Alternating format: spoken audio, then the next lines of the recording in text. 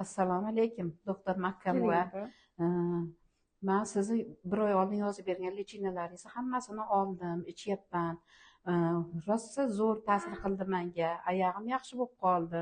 Hozir bemalol qadam bosib yuryapman. yaxshi opa, sizdagi bu tizza bo'g'imdagi osteoartroz kasalligi mana shu yillar davomida orttirilgan kasallikda bu.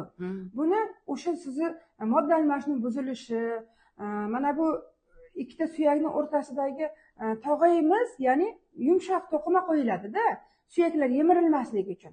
O'sha joydagi maxsus o'zini suyuqliklari, moddalari kamayib ketishi, infeksiyalar yoki qanaqadir travmalar yiqilgan bo'lishingiz mumkin. Shularning hisobiga kelib chiqqan kasallik bu.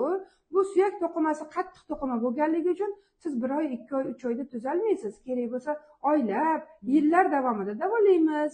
Buning uchun mana biz sizga berdik. Birinchi navbatda qanaqangi muammo bo'lishidan qat'iy nazar ichak tozalovidan boshlaymiz. Ya'ni insonni yillar davomida to'plangan turli xil qurumlari, shlaklari, axlatlari va ichimizda yashaydigan turli xil parazit, bakteriya gijjalarimiz ichagimizning tukchalarini orasiga joylashib oladi.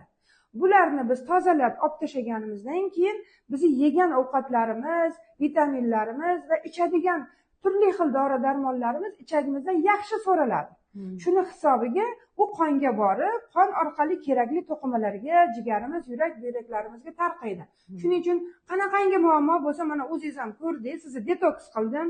Ozgina 3-4 kun detoks qilib, ovqat yemaslik etapini ham buyurdim va albatta o'sha magniy sulfat bilan birgalikda sizni ichaklaringiz tozalov qildik va klizmalarni oldingiz, maxsus lechebniy klizmalarni oldingiz.